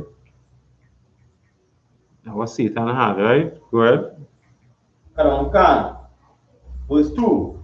And he opened the bottomless pit, and there arose a smoke out of this pit, as the smoke of a great furnace, and the sun and the air were darkened by reason of the smoke of the pit. Right. Where's his smoke? Right? He opened up hell, and there arose a smoke out of the pit. Where's his smoke? Yeah, I'm Tazo. Is it talking about philosophies now, or the consequences of sin? Everything that comes with it. So philosophies and false doctrine and this and that, all the things that is cloud our people ability to see clear. This smoke, okay. No, this smoke here, it was talking about war. It was talking about war. This smoke here, right? And there arose a smoke out of the pit. So it's like the other nations is going to war. Right? I believe. Give me Revelations 6 and 4. Let me see if that Revelation 6 and 4, and then it have the next precept in Matthew 25, where Christ was saying kingdom against kingdom and stuff like that. Yeah. Revelation, yeah. So the back to the Revelation 9, just for a minute, Yeah. right? So the same war basically is the ability to get to do evil as the breakdown really is now. So not really is a war here really is gentlemen breakdown. Right? So like war could be evil as well. So like he have the ability to get evil. So all the heathens that given the nation of Israel were evil. But he put them on us like we in the bottom. We can't get jobs and certain things, you know, we can't get this, we can't get that. We had last I had first fire, that kind of way. So it's like evil brought us. So they bring in war to us like that. Right. So they bring in war, they bring in war to us. So he had the keys to the to hell. Right. Of course, all this was going to happen when Christ returned. Right. So it's Satan, he down to the earth now. So he fighting wars. Right. As how the scripture was saying, when all the nations team up to fight each other, that is when Christ is going to come and they're going to stop to fight Christ. And of course, it's the Lord who wants all of them to fight. Right? The Lord is pushing all of them to go in the Middle East and fight each other. Right? The Lord doing all of that. Right? Because again, even it's not Revelation 6 and 4.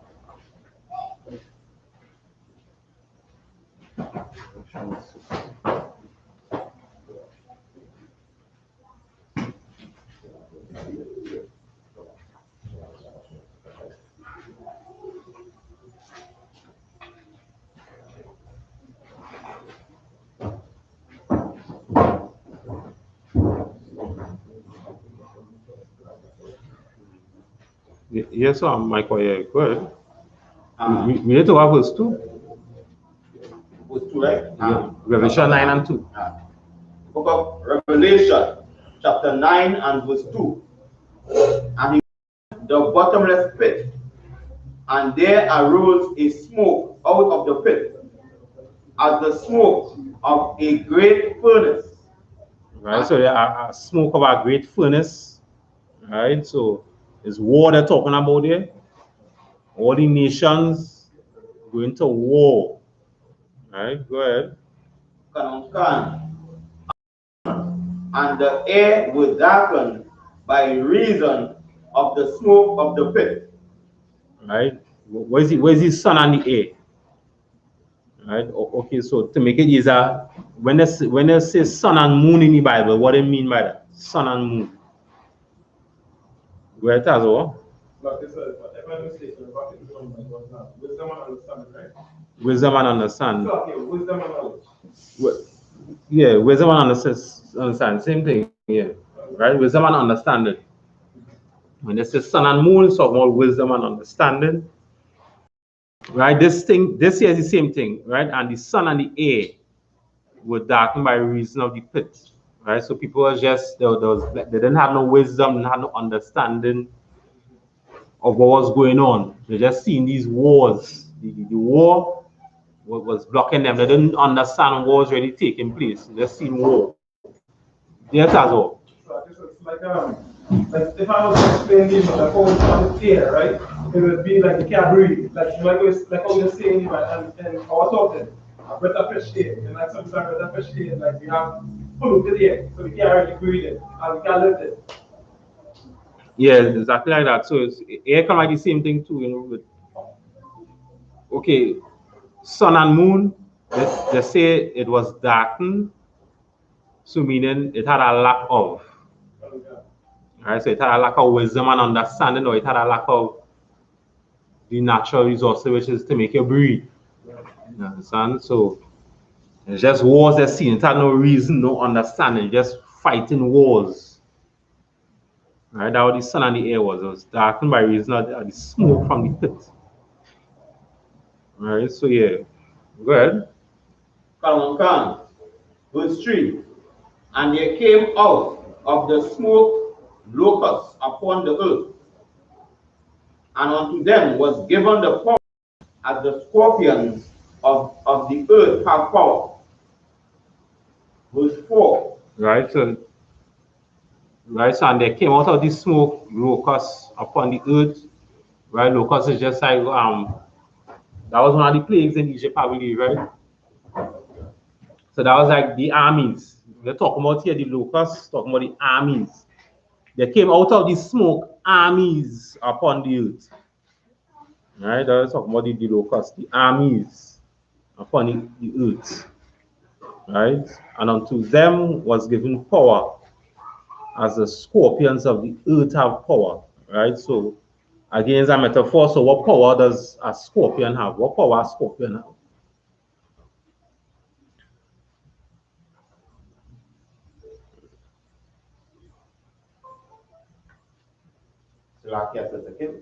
To kill. Right? That is the power scorpions have. So that what these armies going to do, to kill.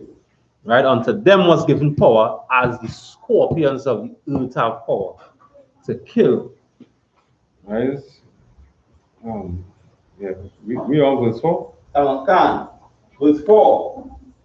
And it was commanded them that they should not hurt the grass of the earth, neither any green thing, neither any tree, but only those men which have not the seal of the Most High in their foreheads.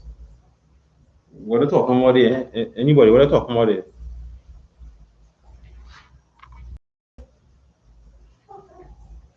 What is the green thing or the grass or the earth? Right? Or neither any tree. What is that they're talking about? What is it?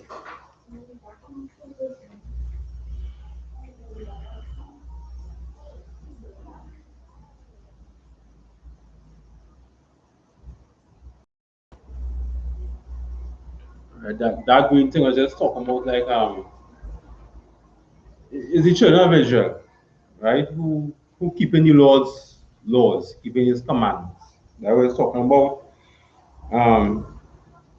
Ezekiel 37:10. That precept into our next precept with Christ. He was saying just paraphrasing, the quickening spirit now. Christ mean a quickening spirit. Right? You could also use the prodigal son, right, for the green thing, or the grass. You know, just Israel who in the truth. You know, then the truth they're young. You know, then the truth, you know, the dry bones, when Ezekiel prophesied, you know, they get back the dry bones, you know. When they hear the truth now, they get back their flesh. Right?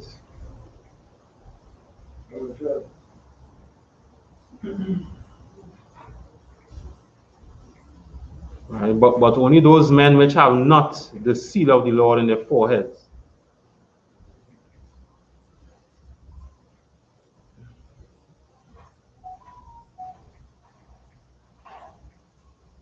Right? So people who the mark of the beast is right. Yeah, go ahead, Tazo. I don't know if you have any others other than this, but maybe Ezekiel 9:4. They're talking about go to the midst of the city and put a seal upon them that sigh and cry, but who basically care about the children of Israel. So the Lord saying, go to the city and put a seal on them heads, so seal them my knowledge, with the truth. And then them that don't have the seal, it's like direct precept for the same thing as I'm saying, you know. So like you go through and then slay.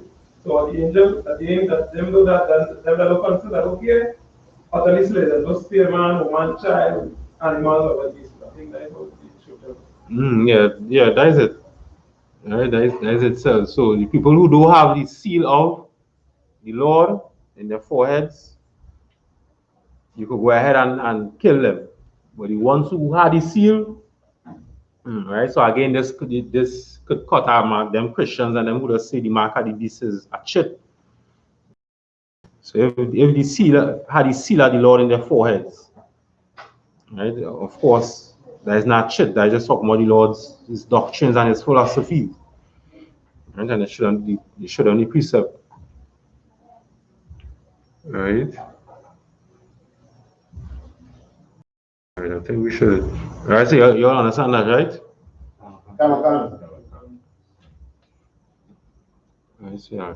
Right, I'm going to go time this. That's all you. Right? Yeah. Well, let's pass it as well to piece of Tazo.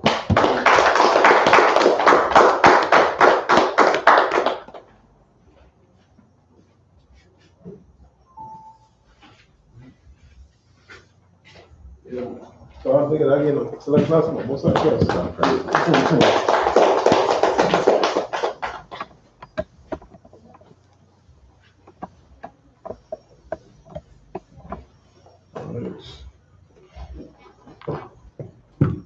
Security announcements. We are the I.S.U.P.K out of 1 West 125th Street of New York, under command of GEN.YAHANNA. New York brothers and sisters. When a new brother or sister comes to school, they are off limits for 6 months. They have to be saluted only.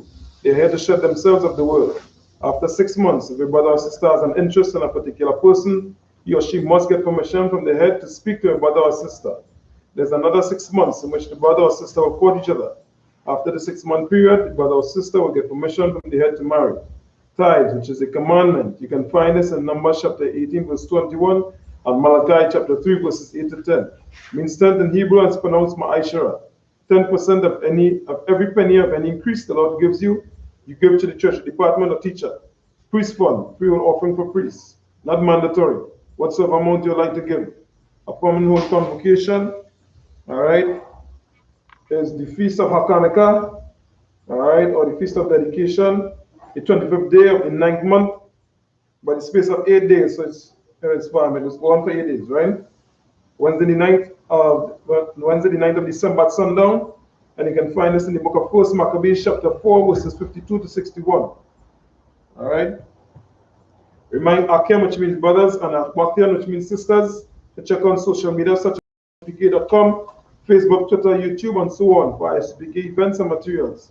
If your brother wants to be a trooper in the school, then he needs to start wearing all black, which includes black boots, like shirts, like pants, like headband or scarf. And with that, we say, imagine which means to stand. Upon the Akodam, turn and face these. You see the Lord's Prayer in the Hebrew first.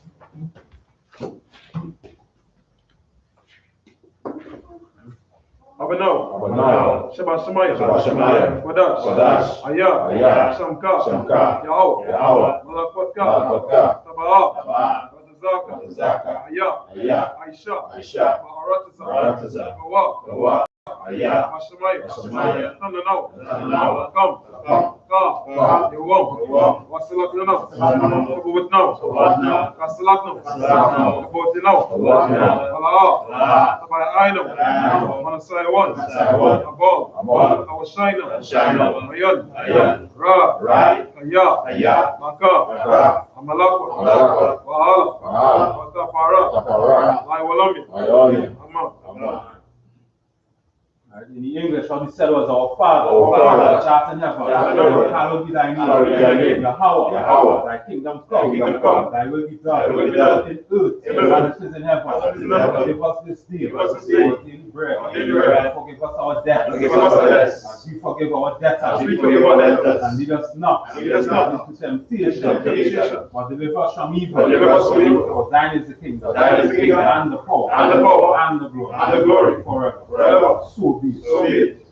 All right, this is the prayer for the blessed structure in the school. We're at the Ayawa Shah, Amakal, Alahai, Madazabia, Alawapihan, Alawapia, Asrania, Akotizanium, Akialium, Wakwatia, Yahweh, Bashem, Yahushai, Wala Aman.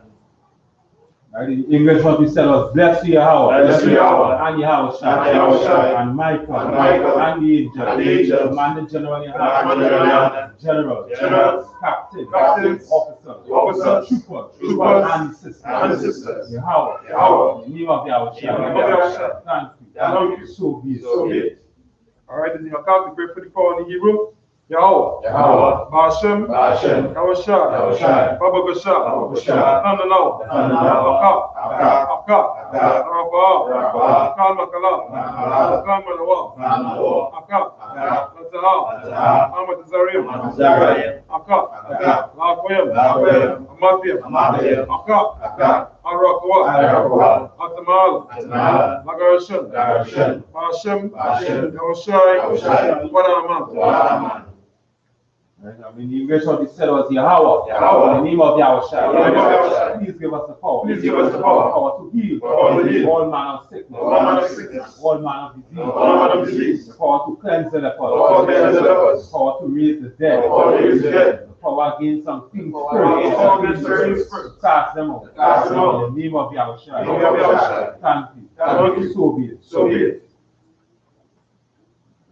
Should we take curses? Blessed are you, Yahweh, King of heaven and earth, and all things living. Yahweh, in the name of Yahweh, listen to us now, right now. Send evils and curses, punishment and destruction to the heathen that speak against us, thy prophets, the teachers, the princes, the priests, the Israelite brothers, and the school, send evils and curses, and punishment and destruction to the heathen, and shake loose the church of the rich of Israel, that refuse to give to the school, force their riches, to enter into thy sanctuary, send evils and curses, and punishment and destruction to the Edomites, and the nation, and the drug dealers, court system, prison system, Planned Parenthood, all the governments of our enemies, Amalek synagogues and armies, Roman Catholic Church, Pope, Islam, Christianity, Egyptology, militia, Ku Klux Klan, Area Nation, skinheads, fuzzy comatari, gay movement, lesbian movement, spies, workers of witchcraft, NASA space program, Army, Navy, Air Force, Marines, Wall Street, open up the internet, and the areas, cable access channel, and the radio channel, convict the spirit of any of thy people, and seek to stop us, and bring swift destruction to all the heathen, and stand in the way, try to stop us from broadcasting your word throughout the planet. Let loose all the plagues, cause them to go to and fro through the earth and consume them. Let the plague shade the house of the thief and the murderer. Let Yahweh, Michael, and Gabriel come down with the flying sword and punish all the heathen that come up against us as we speak thy word. Cause it to be known by all. It is the angels that have done it. Cause it to be spread through the media, throughout the whole world. Cause them to shake at thy coming. In the name of Yahweh. Thank you always. So be it. All right, this is the prayer to bless Israel. Yahweh. Ba'ashem. Yahweh Shai. Rakhanah. Ma'ashal. Abiyah. Safaria. Rock. Rapah. Magun. The Shika and Killer, Passion Kobe, all the brothers and sisters fighting to come into the truth. And all the brothers and sisters in the truth. Commander General Yohanna, all the generals, captains, officers, troopers, sisters, children, the destroyer of Israel, brothers and sisters fighting to come into the truth. I.S.U.P.K worldwide, and their family. I.S.U.P.K Trinidad and Tobago, and their family. I.T.H.A, Patazan, Tamar. Commanding General Yohanna, Captains, officers, troopers, children, all the destroyed of Israel, brothers and sisters fighting coming to the truth.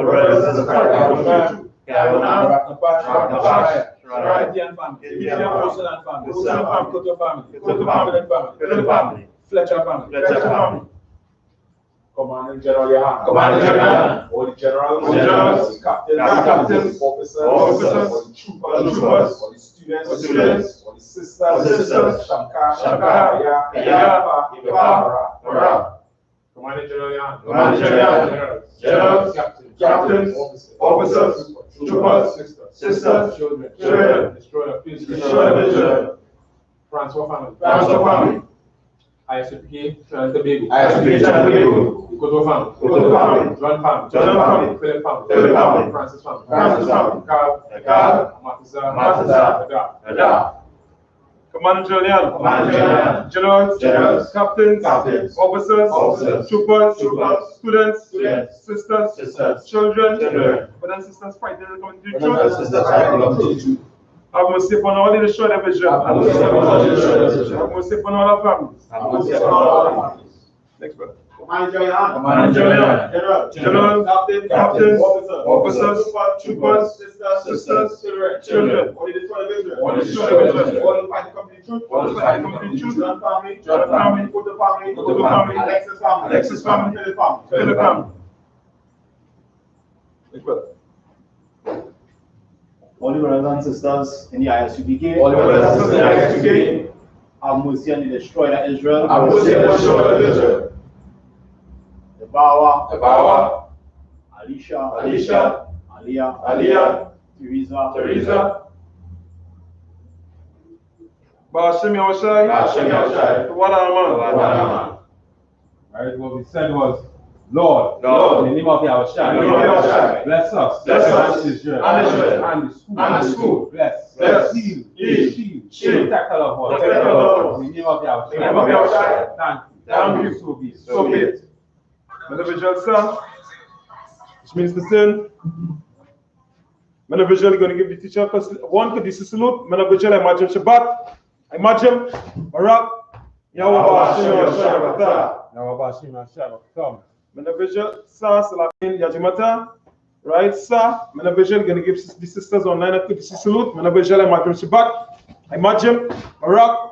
Yahweh Shemala Tamba Shemashai. Yajimata, last dismiss.